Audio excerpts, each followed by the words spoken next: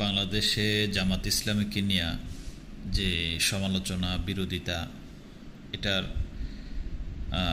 যারা সমালোচনা করেন, বিরোধিতা করেন, তাদের কিছু লাভ লাভ আছে।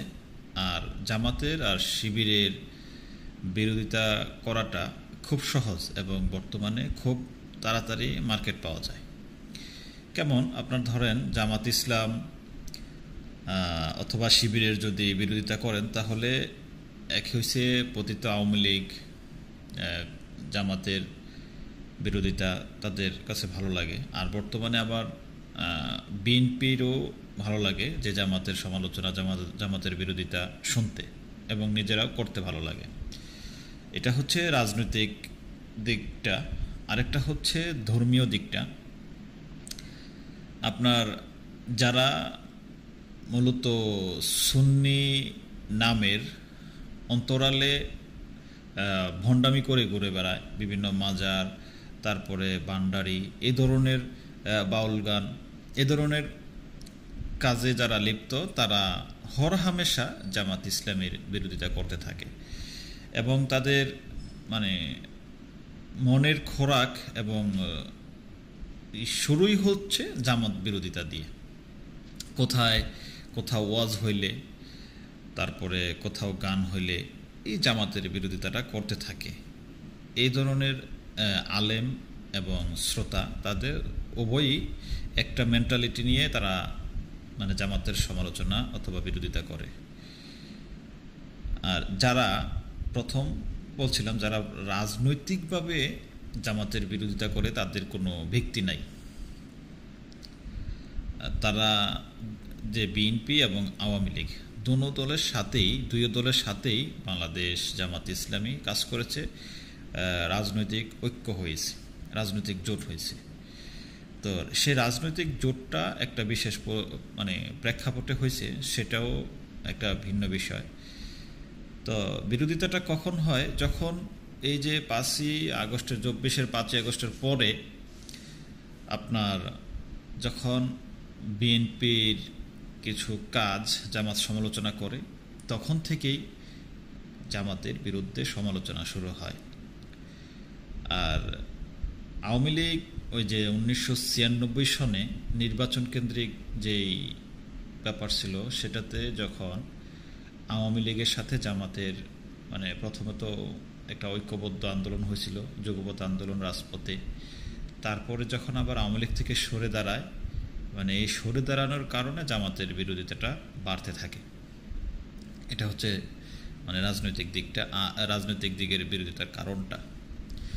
আর ধর্মীয় যেই বিরোধিতাটা, অর্থাৎ সুন্নিদের যে ইয়েটা, তারা বলে যে কি সুন্নি অথবা আমাদের কওমি ভাইয়েরা বিরোধিতা করে থাকে। তারা বলে যে জামাতের আকিদা খারাপ, আকিদা ঠিক নাই। এটাও একটা অহেতুক কথা। কারণ জামাত ইসলামের তৎকালীন প্রতিষ্ঠাতা আমির মাওলানা মওদুদুর রহমাহুল্লাহ, উনি যখন এই দলকে প্রতিষ্ঠা করেন, উনি স্পষ্ট করে বলে দিয়েছেন যে এখানে আমার মত বলতে কিছু মত নাই। কোরআন এবং সহি হাদিসই, কোরআন এবং সুন্নাহই হচ্ছে জামাত ইসলামের আকিদা। তারপর থেকে যতজন আমির হয়েছেন, তাদের প্রত্যেকের বক্তব্য হচ্ছে যে জামাত ইসলামের নিজস্ব কোনো আকিদা নাই, কোরআন এবং সুন্নাহই হচ্ছে জামাতের আকিদা। আর মাসলা মাসাইল বিষয় নিয়ে এগুলা শুধু জামাতের না, আহলে হাদিস বাইদের ভিতরেও মানে মাসলাগত বিষয়ে দ্বিমত রয়েছে। তারপরে কওমি ভাইদের ভিতরেও মাসলাগত বিষয় নিয়ে মানে মতভেদ রয়েছে।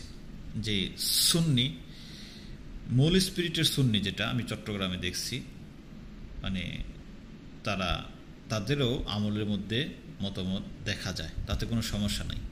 তো জামাত এটা মনে করে যে আসলে আকিদার এবং মাসলা মাসাইলের যে বিষয়টা, এটা যে মাসলাটা আমল করে অথবা তাওহীদের সাথে মানে এবং রিসালাতের সাথে যেটা সাংঘর্ষিক নয়, এমন আকিদা যদি কেউ লালন করে, তাহলে তার ভিতরে যদি শাখাগত কোনো দ্বিমত থাকে তাহলে তার বিরোধিতা করা যাবে না, মানে তার বিরোধিতাটা না করাই বেটার। তাকে তার যে বিশ্বাস সেটাকেই থাকতে দাও। এই জন্য জামাত ইসলামীতে দেখবেন আহলে হাদিসের লোকও আছে, তারপরে দেওবন্দি গণনার লোকও আছে, সুন্নি জামাতের লোকও আছে এখানে। তো এই জন্য বলি যে বিরোধিতাটা মানে অহেতুক, আর বিরোধিতাটা করা হয় মার্কেট পাওয়ার জন্য। সাধারণত সমাজে জামাতের বিরোধিতাটা করলে আপনি অনেক দিক থেকে আপনি এটার মানে সমর্থন পাবেন। এক আওয়ামী লীগ, বিএনপি, তারপরে যে বললাম ধর্মীয় এই দলগুলির, এগুলির বিরোধিতা করতে থাকবেন। কিন্তু এত কিছুর পরেও এত সত্ত্বেও দেখবেন যে জামাত ইসলামী কোনো ইসলামী দলের বিরোধিতা করে না, আজ পর্যন্ত বলে নাই যে অমুক ইসলামী দলটা ইসলামী দল না। এটা জামাতের কোনো নেতা মানে নেতৃবৃন্দ, কোনো দায়িত্বশীল এ ধরনের কথা বলেন নাই, এবং এটা সবাই বিশ্বাস করে, সবাই সবার অ্যাঙ্গেল থেকে কাজ করে যাক, দিনের কাজ করে যাক, সেটাই। আর যেগুলি বিরোধিতা হয় সেগুলি অহেতুক, এবং এই বিরোধিতা জামাতের কিছু ক্ষতি করতে পারবে না ইনশাল্লাহ, বরং জামাতের উপকারই করবে। আসসালামু আলাইকুম ওয়া রাহমাতুল্লাহি ওয়া বারাকাতুহু।